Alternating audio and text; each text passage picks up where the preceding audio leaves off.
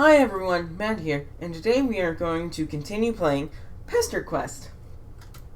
When we last left off, we were finished with Volume 1 and Volume 2 of the game. And now, we are going to continue.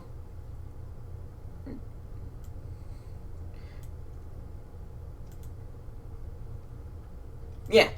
Today we are... Okay. Today we are going to continue with Volume 3, A King's Feast of Ass.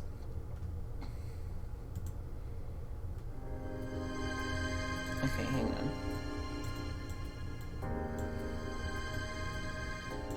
on. Now, let's be real. As much as you enjoy your new friends, they all seem a little lonely. Like, maybe they don't have any friends besides the ones they talk to online. Is online friendship a reasonable alternative to a more traditional face-to-face friendship?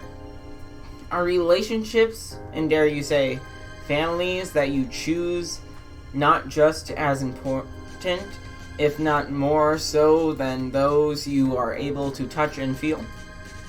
Damn, maybe you're being a little too real. You decide not to think about it too hard. But if you're being honest with yourself, maybe you aren't terribly interested in the greater context of found family and interpersonal relationships in the instant message era. You've got a fever, and the only cure for this disease, called friendship, is to mildly inconvenience a few teenagers.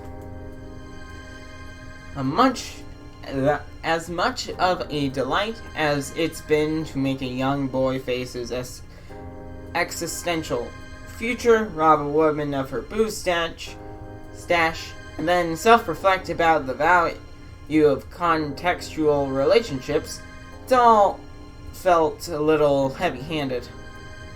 What you need is an emotional palate cleanser. There are 2 kids left on this tide D4s, and both sound like they'd make exquisite friends. Time to go full on easy mode here. You've heard so much about this guy, you feel like you got this one in the goddamned bag. With confidence, you zap yourself onwards. What am I looking at? Oh, you're already here. Wherever here is, it is blisteringly hot. You nigh instantaneously regret your choice of apparel. Why did you instinctively put your hoodie back on over this gown? You the mailman or ale person? This must be Dave. Rose mentioned he talked a lot, and as you start to explain, it becomes apparent he is having this conversation with you. Not with you. Or at you, not with you. Wow! It is unbelievably humid. Person adjacent. Anyway, Egbert told me you'd show up eventually. Which I never doubted for a second, since one of the core tenets of the United States Postal Service is that you visit 4 extremely specific and spread out teenagers while sweating all over yourself. Practically a crime to not be increasingly moist while out here delivering letters on the roof of a skyrise. Which, as you know, is the most effective and legal way to drop off the coast. Clammier than a New England potluck and wandering around on the roof with no package. It is actually really cool how much this kid seems to talk at you, but you are barely listening. Has the sun always been that red? Has the sky always been that wavy? Are you alright? You are hardly alright. You tug at the collar of your soggy mess of a hoodie. This is an overwhelming, oppressive heat. An almost impenetrable air fills your lungs as you try and take a series of shallower and shallower breaths. The world fades to white. When you wake up, you're sitting propped up on a cheap futon in front of a large television. A rough approximation of a person does an elaborate series of controlled falls, culminating in what you can only describe as skateboarding for assholes. On your left, Dave exists in a quantum state that is both somehow sitting and laying down, but also neither. With the precision of a Swiss watchmaker, he deftly presses a series of buttons that makes the awful Polygon Man on screen T-pose and fall face forward into the ground. Seconds later, a skateboard flops helplessly next to him. He doesn't look away from the screen as he speaks. So, I guess you lived. It's not that I'm invested, but John might be sad. Classic John. You try to emulate his incredibly casual body language as you slide your body down the futon. Your legs already barely reach the ground. Haha, yeah, that guy's a dork, but I taught him everything he knows. You ask him if he taught him how to be a dork. You affect a completely uninterested face as though the sickness of your third-degree burn is not the single most exciting moment of your entire life. Gog damn. Owned in my own home. Owned within an inch of my life. I'm on the edge, reaching out that hand of friendship, and this chucklehead, long live the king's me. Thousands of gazelles trample my useless body as Jonathan Taylor, Thomas's persona, watches on. Who will raise Simba now? Who's going to teach him about combat? Philosophy. Words. Life. By the way, I put your nasty sweatshirt in the shower. Yoink. The shower? What? The shower? Yeah, it smelled, so I tossed it in there. Ran the hot water. You can thank me later. Won't someone need that? You don't want to put anyone out. You've already taken up so much of their hospitality. Also, you don't think that's how you're supposed to wash clothes. Nah, my bro's out for a while. It happens sometimes. Probably puppet related. He avoids the laundry minefield by opting for the nuclear option. Though you guess that makes sense, there are a lot of puppets around, which strikes you as extremely normal and reasonable, not even a little whack. Yeah, puppets rule, end of story. Shit, close the book on that one. Time for Eddie bye, kid. Little man about to get his 8 to 10 on snug as a bug in the fucking rug. Tuck the fucking tight as can be on his way to Slumberland. Nemo who? Never fucking heard of him. Shit, hold on. He sits up to fish something out of his pocket. A phone.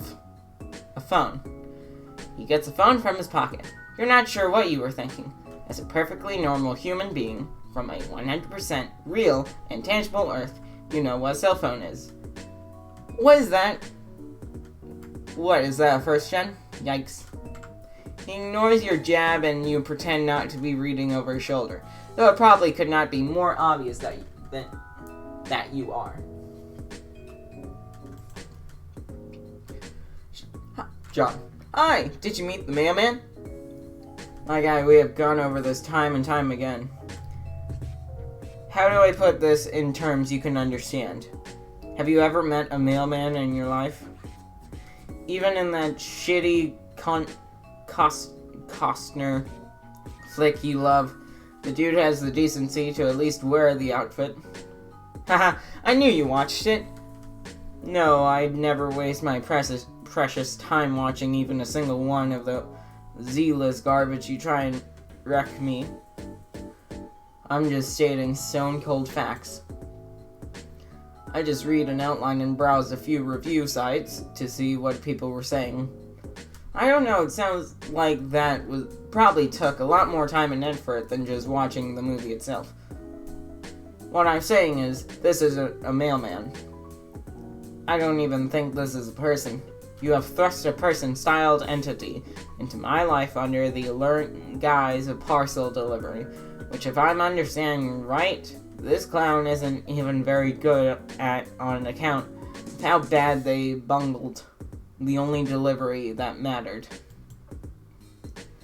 At least Lalonde had the good sense to be skeptical of this absolute fucking tomfoolery. Don't be a dick, the mailman is cool. John, I cannot stress this enough. You wouldn't know cool if it bit you right in the ass. Can you imagine? No. The dopest person you've ever met, chomping away, just really getting up in there, ice cold and ear deep in a king's feast of ass? What the hell are you talking about? Try to keep up, Egbert. This will be on the quiz. He looks uncharacteristically startled as he glances back in your direction, to find you only a few inches away adamantly reading his private conversation with a friend. Jesus Christ, you're like a cat. How much of that did you see? You definitely didn't see him having a playful, flirtatious chat with a longtime friend, if that's what he's asking you. Dave desperately tries to refocus on his game hijinks. Makes his character, who you could see he has named Tony Cock, do what could be described as some insane flips and shit. Masterful. There's nothing at all flirtatious about two bros discussing eating ass. Just being straight as two arrows who are also straight. I mean, how would that even work? It wouldn't, that's how. That's all there really is to say about that. You reassure him that it's okay to be honest about his feelings. You're not here to judge him. John seems very nice. They would be cute together. Together. Like how? No, don't tell me. Actually, I don't give even a single shit about this line of thought. You might not have picked this up, but I'm definitely 100% not a homosexual. Pretty much crawling and moist. Voltupus. I can't pronounce words. Voltupus hose on the regular. Wait, those are real? Hell yeah, hoes are real. And they're damp? Shit, it's like I gotta start at square one with this hapless asshole. What school do you go to? The utter astonishment you feel at this earth-shattering revelation sends your consciousness for a spin, but you manage to steer yourself. This isn't your first tough customer. Tell Dave that hose is a gender-neutral term. Like anyone can be a hoe if they believe in themselves. Unlike behavior knows no limits, no master. Despite just learning that they were real mere moments ago, you are confident that to be a hoe is to be free. Oh. It's pretty dope, I guess. It's not... It's not like I've never thought of it. I mean, for the ironic payoff, obviously. Can you imagine the look on his face? His best bro coming up to him with some dire news. I look up at him and the eyes red with tears as I put a hand on his shoulder and say, John, not to alarm you, but I'm gay now. Your clueless dipshit wills have finally won me over. No, that sucks. Speech has become even quicker than normal as he stands up and paces frantically around the apartment, completely abandoning his poor Tony. I mean, and this is purely hypothetical. If I liked anyone, which I don't on account of being too fucking smooth to tie myself down, it'd probably be another one of my friends. You don't know her, she's not from around here. So that basically means I can't have a thing. A thing. For John. Case closed. By unanimous decision, the jury finds in favor of the defendant. Me. Seems to you like he's got a lot to think about, and maybe this is a little heavy for the first meeting. If you already feel emotionally exhausted. No fucking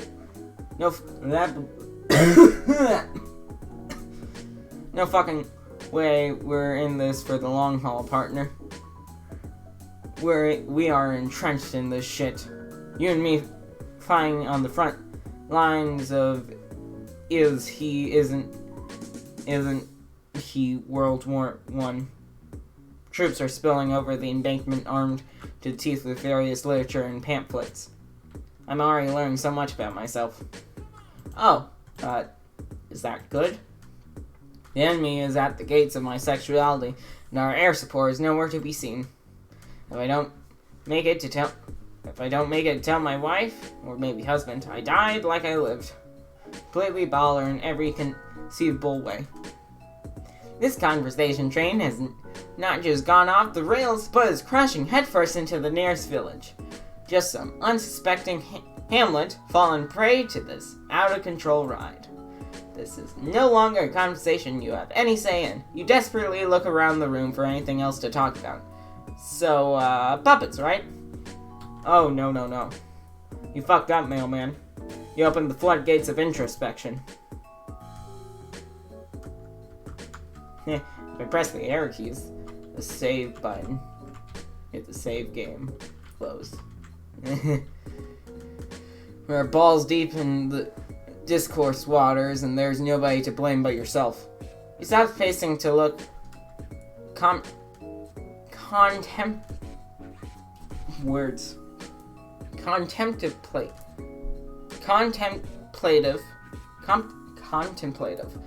His voice lowers to a mumble. Is he still talking to you? Does he still want to talk about this or not? Is this nearly impossible to tell? Now, okay, hear me out. Do I have to come up with a gay name now, or can I still be Dave? I'm thinking Dave. But let's not kid ourselves. That's the amateur's choice. Obviously, my full title would be Gave Strider Dick Rider. Okay, that's enough. There's got to be a better way than this. You're so tired. Abscond. Wow. Dope. You are definitely the sort of person who says dope often and casually. Tell him, dopely, that you are a person who is not caught up in the small details of decorum or personal property. In fact, it doesn't bother you at all that he took your only worldly possessions and tossed them in a shower while you were unconscious. What's some light corpse looting among bros? Okay. Well, it tries you can wear one of my bros' shirts. He usually has a fresh stash hitting in here. Dope, tight, sick. Nothing weird about hiding some shirts in the living room. Just gonna have a look, see. Holy shit, there are a lot of puppets in here. Yeah, dude, puppet zone. Enough said. My bro's got the market cornered on puppet-based endeavors. Backed up against the wall like a feral beast hissing for more plush-oriented content. Little guy's probably just scared. Just wants to protect its nest and mouth-to-mouth feed its babies. Only the choicest puppet smut for a reasonable fee. What the fuck does any of that mean? You look back to Dave, but he's on his phone. God damn, that's so cool, actually. There's something weird about this whole setup that you just can't put your finger on. For one, you can't seem to find any secret shirts anywhere. It's all just puppets and plushes and DJ equipment. Oh my. Yeah, with my bro, you have to think of the potential for ironic payoff. That guy's always one step ahead. Just when you think you've got it figured out, it was all just some trap to make you think you'd gotten his goat. But the goat is long gone. Makes you think maybe there was never a goat.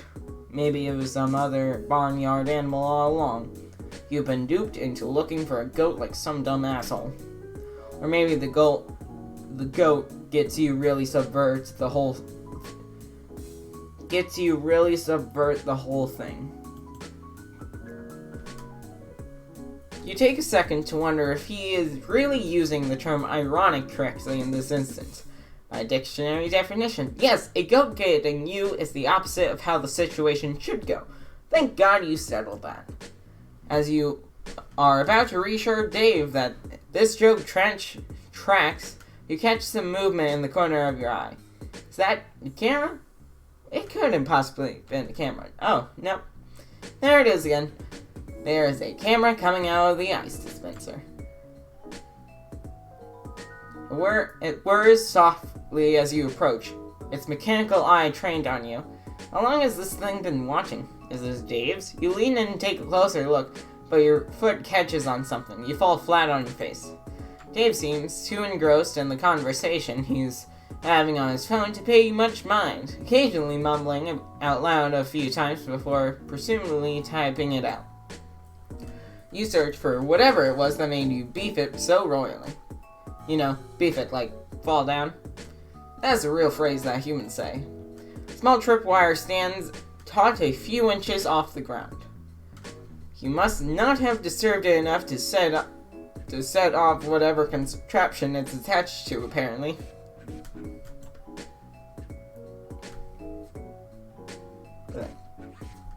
Oh yeah, sometimes they're more of a psych out. You think, oh fuck me, I definitely beefed it, which is a phrase that is real. And you sit there weighing on bated breath, prepared to be fucked deep in velvety marionette dick. And it never comes. You go the rest of your day just waiting for the payoff from your dipshit mistake. And it never comes. You wake up in cold sweats for weeks, yearning for a release that will never find you. And it hits you.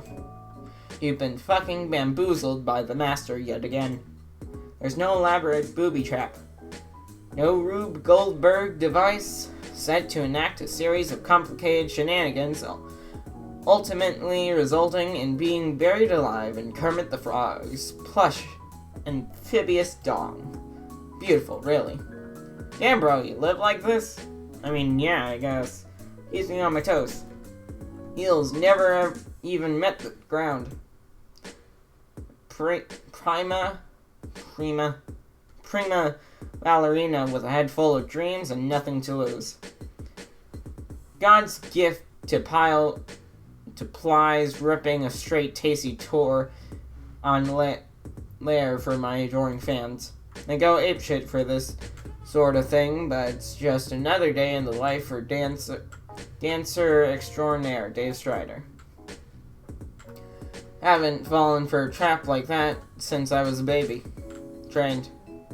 Real rookie mistake, mailman looking tired. Maybe. Trained. Oh my god. He is mumble rapping at you. This is the greatest day of your life. Yacht.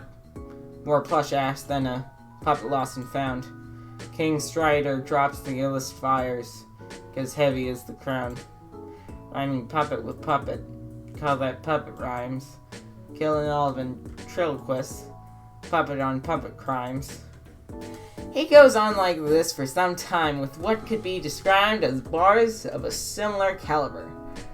The narrative focus shifts to your inner thoughts out of necessity because it turns out writing raps is really hard.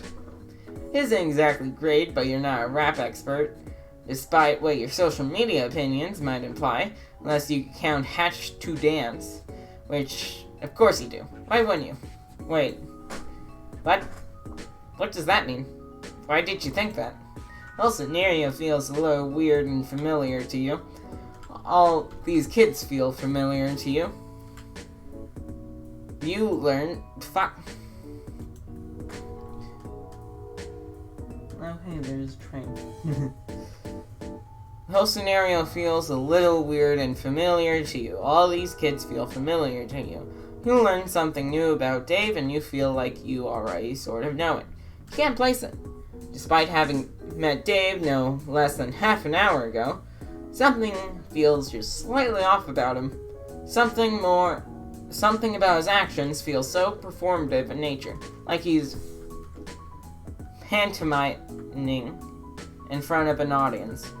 As Dave continues to rap, you remember that you are in front of an audience. You cast a glare over to the camera, but also to the hundreds of stuffed little creatures staring at you with their lifeless eyes.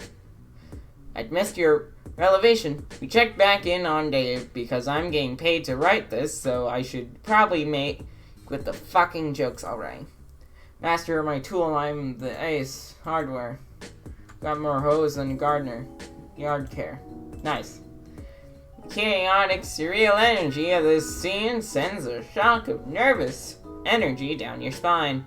You feel alarmingly nude without the comfort and familiar warmth of your sweater. There was something about it that grounded you. Something that felt like home. Dave concludes his masterpiece with an elaborate series of yes and uhs, just as you see the camera turn away from him ever so slightly to focus on something else before retreating back into the ice dispenser. Almost makes it look a little bashful. That's kind of adorable, actually. Despite the fanfic you've written in your head about a cool kid and his new best robot friend, the reality of the oh shit, the camera is gone. I didn't even realize. In the background. The reality of the situation sets in. You have yet to make friends with this character, and it all has kind of felt surreal and weird to you. Maybe it's time to zap back and hard reset this continuity.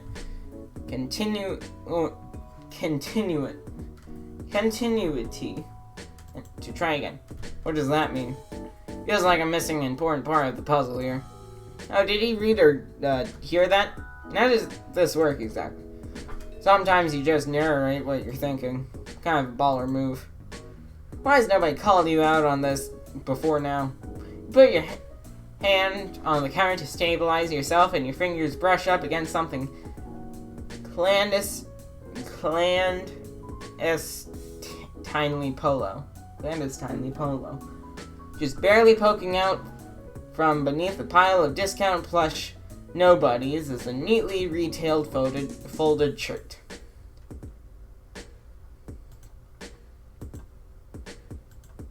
Let's wear the shirt. And there's the camera again. Obviously, you're going to put the shirt on. You don't want to be the only one not wearing a cool shirt. Do you need some privacy? I'm not sure where one layer of you ends and the other begins. Not the audience cares.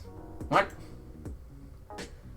Oh, you guess being on camera like this is kind of fucking whack, you say, so pointedly, your sprite even shows up on screen for a second. Yeah, that's right. We went all out for this one.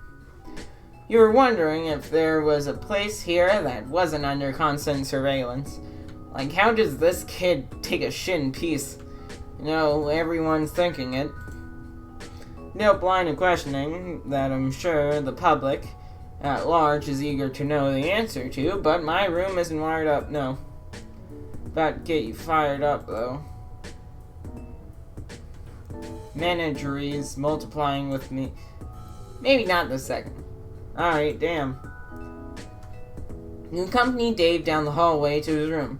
You hear the shower on as you pass the bathroom, and you peek in to see your hoodie with a nice gown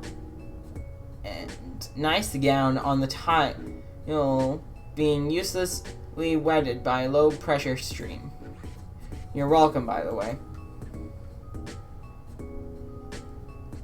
Dave motions you to go in first, giving you the privacy you need to change into an extremely starched polo shirt and nothing else.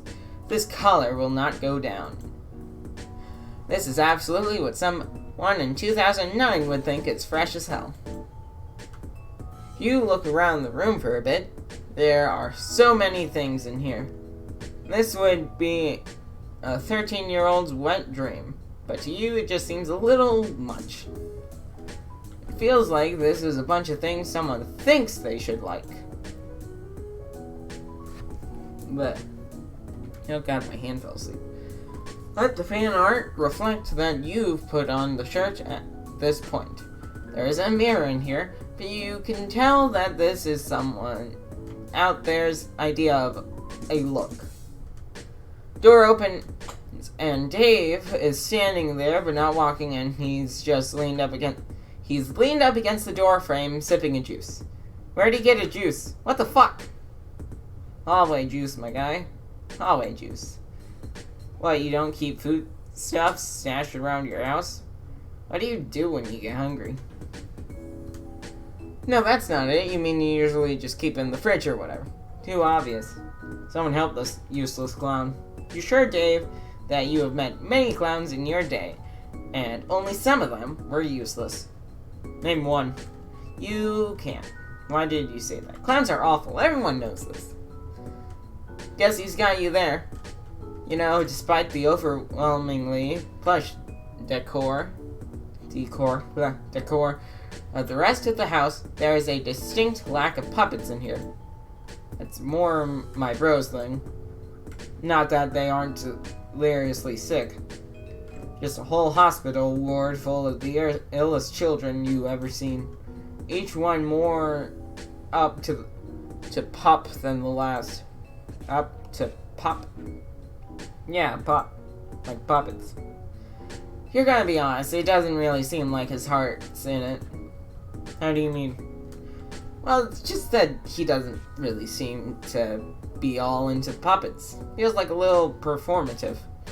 Well, I guess I got my own stuff I'm into.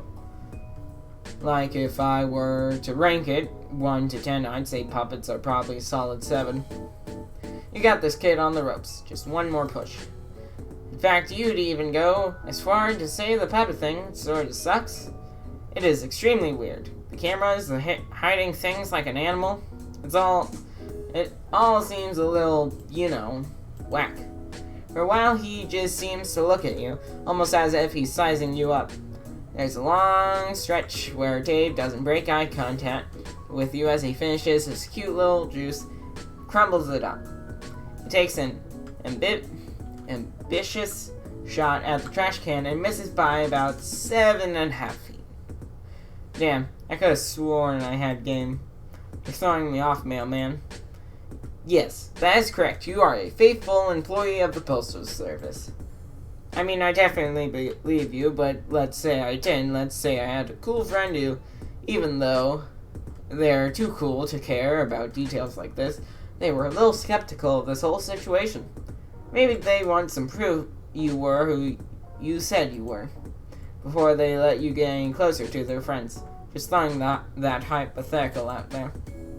What proof could he possibly need? Say the oath. What? The oath. The mail oath. Look, the thing about that is, I mean, unless you aren't really a mailman, behind his sunglasses, Dave's eyes shift over so slightly to what you might describe in a less immediate, harrowing situation as a moderately priced-looking mall katana mounted to his wall. You realize that maybe now isn't the best time to come clean about your impeccable ruse. You can't believe you might have managed to put yourself in mortal peril again. Yet again, you wordlessly chuckle and shake your head on all the situations you get yourself into. Haha. Dave, not privy to your private thoughts for one, looks on. Well, of course you can recite the mailman oath. You say it with a confidence that is as misplaced as it is unfounded. You perk up, and now it is your time to shine. Maybe it's the popped collar, but you are feeling good about this one. You got this. You have lied to tons of kids. One more and it will be smooth sailing from here on out. You open your mouth and there is a brief moment where everything feels like it's going to be okay. You immediately start sobbing and grumble into a disgusting mess on the floor. Oh, fuck. Wow, okay. Jesus Christ. You're not a real mailman. You never were. You don't even have a real mailman outfit. You're a fraud. Don't even know how much stamps cost. Oh my god. Jesus, just... Okay. It's gonna be alright there. Dave squats down next to your deflated body and pats you a little awkwardly on what he assumes is your shoulder. You say you're sorry you tricked him, you just wanted to impress him because John said he was cool. It's fine, I guess. Fuck, dude. Get a hold of yourself. He tries to get up, but you are desperately clinging to his shirt, confessing everything, confessing to made-up crimes you didn't even commit. Look, my guy, we all make mistakes. Please stop whatever this is. Pretty sure you are harmless. And I don't think you actually killed anyone with your ass or wherever an accessory to burning down an alien mall or whatever insane shit you just said. Yeah, you kind of just caught up. Words. Yeah, you kind of got caught up in the moment and just started saying made up shit. You ask Dave if he's mad at you. Nah, dude, get up. Dave helps you back up onto your feet. You come clean in an only slightly more controlled and dignified way this time. You explain how there are these huge gaps in your memory and that you somehow ended up with these abilities that let you traverse space, time, and sometimes even reality itself. Dave doesn't say much for a change, and it doesn't seem like he's listening at first, but you think maybe he just has one of those faces. Let me get this straight. One day you just appeared in a suburb, no memories except that you have some mysterious teleportation power.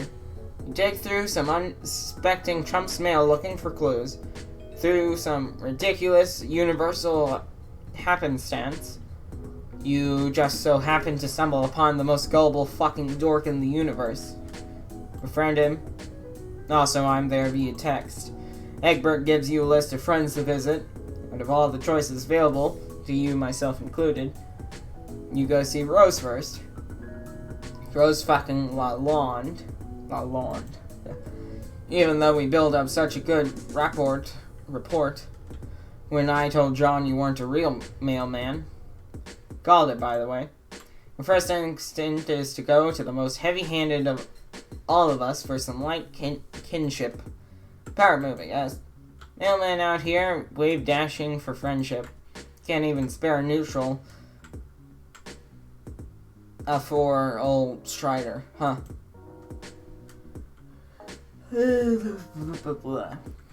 Won't even back into the corner and spam your range attack for the D-man. Tragedy in 2 acts. Both acts are titled Betrayal. You definitely understand what is being said and absolutely don't have to ask your friends what some cool videos game words. You are 100% not pulling the boldest "How do you do, fellow kids?" the world has ever seen. Besides, is that really the thing to be focusing on right now? You fucking wound me, mailman. Of course it is. Nothing is more important to me than this.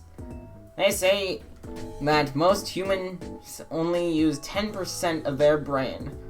That's because I'm using 90% of it to think. How dare you? So anyway, you can really go anywhere. See anybody you want. Sounds nice. For about a moment, the act drops and you see the corners of his mouth tighten a little. The fading afternoon light filters through his sunglasses at just enough of an angle to see his eyes shift ever so slightly towards the window. The subtle movement would surely be lost on most, if you weren't so focused on trying to read him, or maybe even just slightly further away, you may have missed it yourself.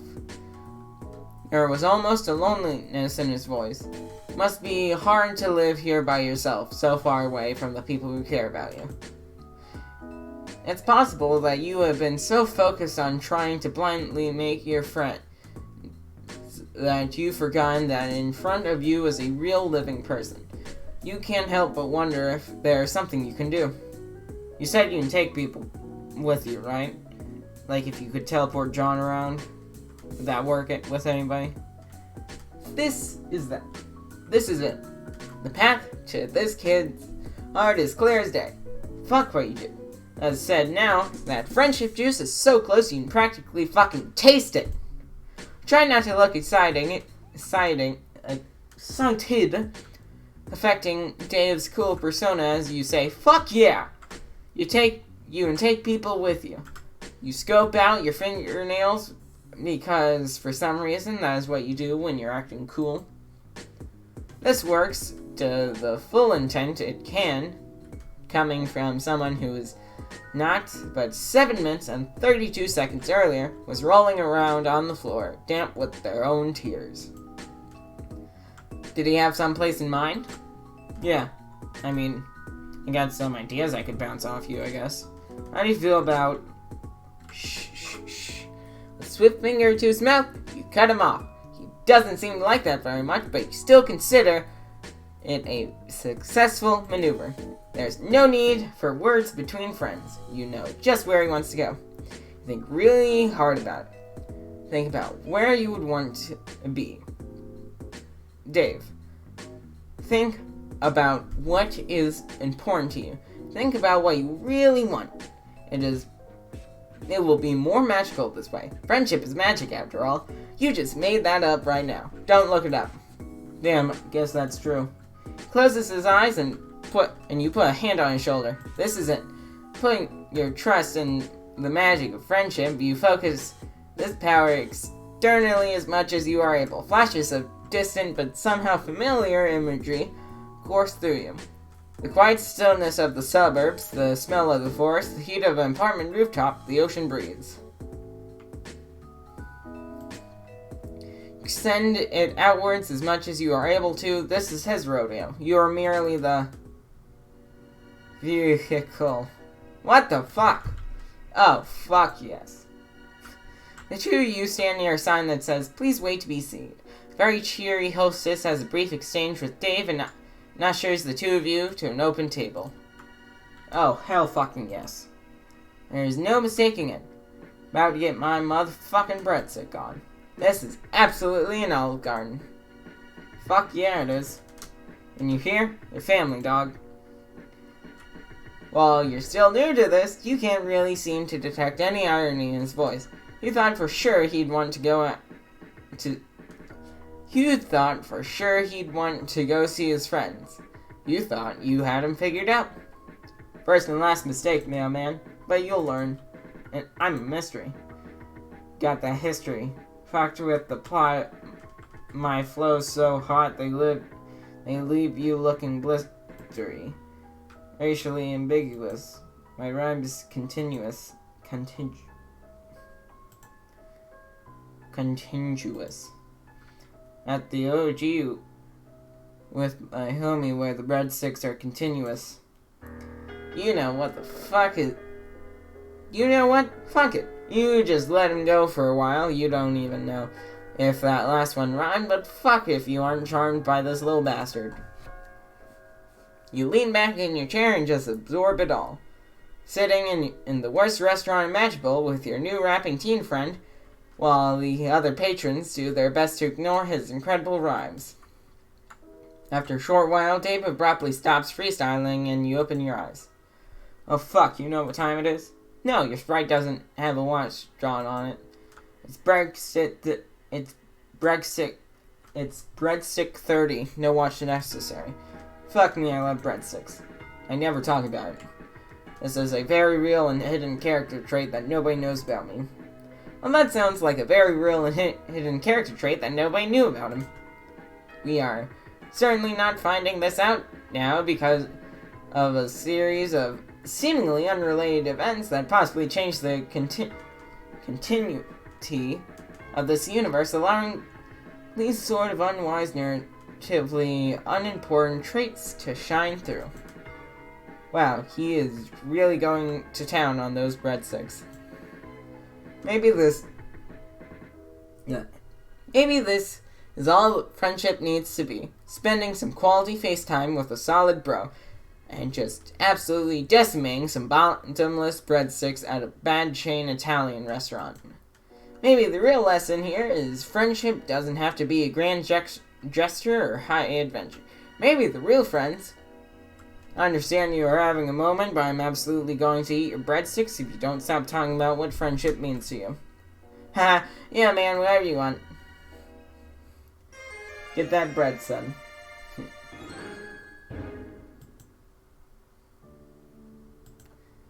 Now, it's time to not wear the shirt. Don't wear the shirt. Actually, you think you're fine as is. No reason to shake it up with yet another outfit we'll have to eventually pay someone to draw. Let's take a second. Reeled in for a bit. What the fuck is going on here? Isn't this, really messed up? No, what's messed up is how you deny my hospitality like this. Offer you someone else's property and you have to find hidden among countless lifeless puppets' corpses. And this is the thanks I get. Real cold, mailman. Damn, maybe I'll wear the shirt to protect me from this chill. Ah, enough, okay. Like, why isn't he in school? It's the middle of April. It's like spring break, bro. Besides, I only subscribe to the School of Hard Knocks. Also several YouTube channels and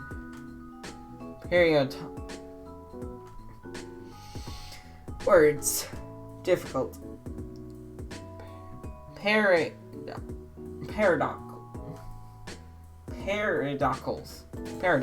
So, pretty sweet deal over here, actually. You know, he isn't really like this. You know, he doesn't like living like this. No damn, is that true? And there's the camera again. What am I like? Apparently, we got the foremost expert in Dave lore here. PhD in Strider Dynamics. It's the first day of school, and I'm here in class eager to learn. Got my pencil out. Got my freshest fit on. Got my dope new Trapper Keeper with this, Lisa Frank dolphins on it. Look at them on there smiling like assholes. One blue, one pink, so we know it's not gay. Poor bastards don't know they're a cartoon. Saddest story I ever heard. Little camera switches its focus from Dave back to you, gauging your reaction. Ignoring it, you assert that you aren't trying to say you know him, just that what? Okay, you've struck some sort of nerve here, but nah, we're good. Tell me more about my situation. You really have been spending time with Rose, haven't you? Got me all figured out. Don't worry if you gotta look at the Wikipedia article for abandonment issues or whatever, I can wait. Despite how flat his voice is coming out, his body language has made a telltale shift. He is standing leaned up against the back of the futon. His hands are in his pockets. It would almost seem like he was sulking if you weren't so convinced he wanted to kick your ass. At the edge of your vision, you sense some movement. You didn't catch it exactly, but you're convinced it was there. You look over, and there's nothing to be seen. Perhaps another hidden camera? There's something unsettling about being watched this whole time.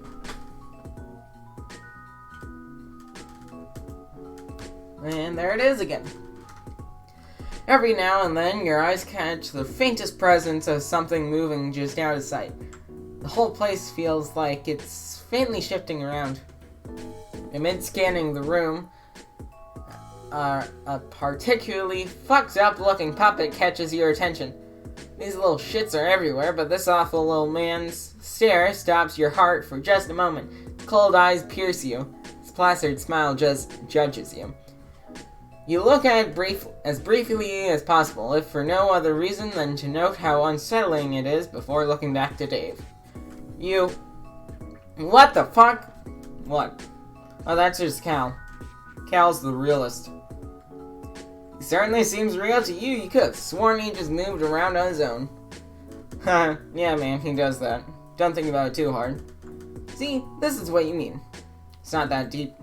Look, I know you've got some hero complex or something. Fucking... Bah. Gonna swoop in and save these kids from themselves. Well, bad news, kid.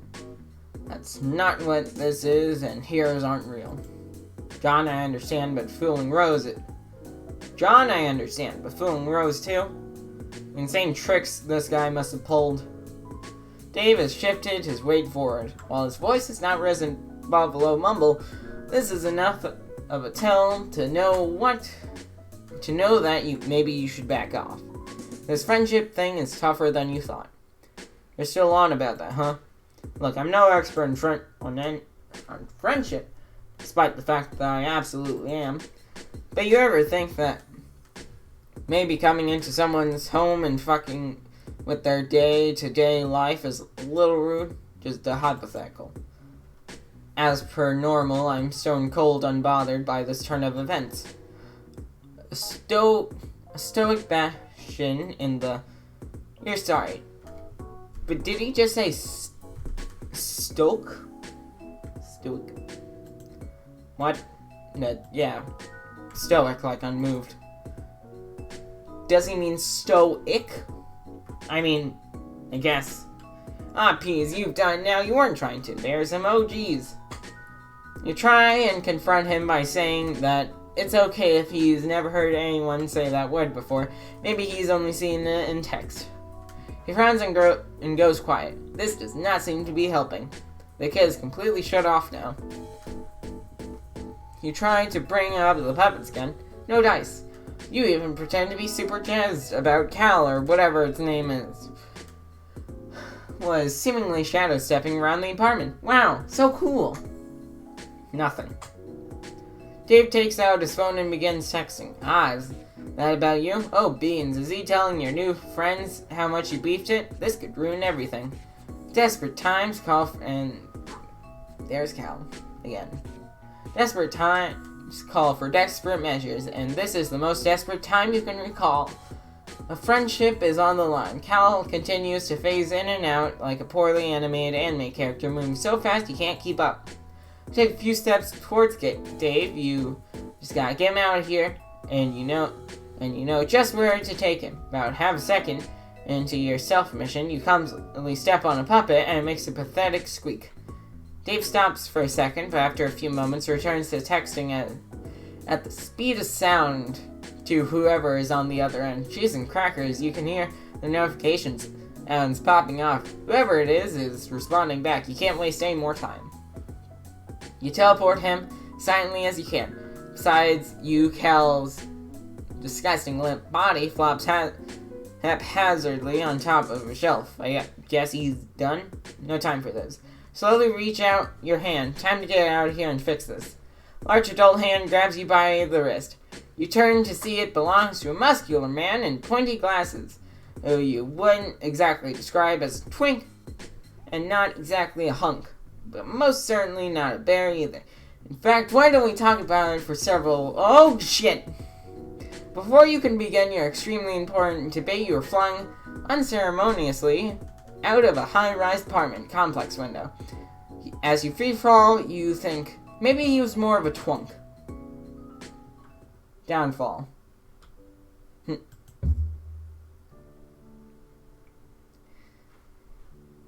And I think that was all the endings possible.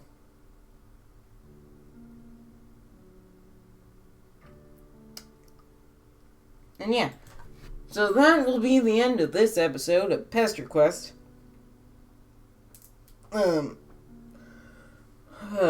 I will most likely post another video today. And if you like the video, check out more of my content that's like this.